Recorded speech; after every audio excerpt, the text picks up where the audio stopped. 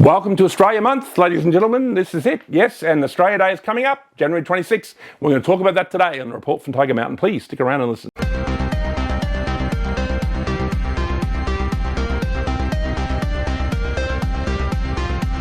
All right, ladies and gentlemen, we're going to talk about Australia Day, and of course right now, January is Australia Month. I don't know if you knew that, but this is a month we celebrate all things Australian. So get into it, put a shrimp on the barbie, as Paul Hogan would say. So anyway, we've got an event coming up that some people from the Freedom Movement and have asked me to talk about. It's the Australia Day Rally, Sunday, 26th of January, Australia Day. It's at Port Melbourne at 1 p.m. At the Band Rotunda in Port Melbourne, and then at 1:30 St Kilda Catani Gardens, ladies and gentlemen. They're going to have to move the Aborigines out that day, or maybe they can make them part of it. Our voice, our Australia, and celebrate Australia on Facebook. That's the address. So come along and support that event. Obviously here at the Report from Tiger Mountain, we are in favour of Australia Day. We are nationalists and we're patriots. We see nothing controversial about Australia Day being on January 26th. Some people call it Invasion Day, and essentially they can go get stuffed. This country was built over 200 years by a whole group of people. Has it always been nice? Have some people been mistreated along the way? Yes. But you can name one nation on earth where that's not the case. And I think personally the Aborigines should be grateful that Europeans, that the English particularly settled this country, because can you imagine if the Germans or the Belgians had decided to settle this great country, because they could be a lot worse than us. Now, have we been angels the whole time? No, we haven't. And we've done our bit, I think, to try and help the Aboriginal community. Obviously, we pour billions of dollars to try and help them. I don't think any of this money really does help them. I think all it does is either incapacitate them on reservations up in Northern Territory or Western Australia, where they just sit around getting drunk or sniffing petrol all day. Not all of them are like that. I think a lot of the activists are corrupt.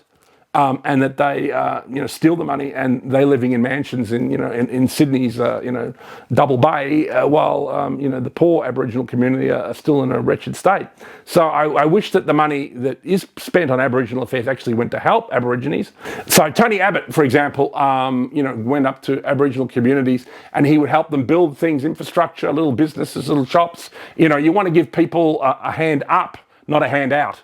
And this is a similar situation to Africa. When I went to Africa to make a film in Uganda, some of these NGOs that were supposedly meant to help the community never did anything. They just waited around once a month until food was delivered. And no new buildings, no new infrastructure, shops, businesses were ever built. So in a sense, aid, can actually work negatively against helping a community, strangely enough. You want the community itself to be motivated to better itself. And, you can do things to give it a prod, so to speak, and, help it along. But for the rest of us Australians, we just want one day of the year to celebrate this great country. There are a lot of problems with this country, as we well know, and we complain about some of them here at the report. But it is a great country. If you travel a lot, like I have, it is still a great country. We're very lucky here. We're overtaxed. Energy is too much. It's got 100 problems. But still, even with all that, it's still a great country, and many of us are able to live an enjoyable life.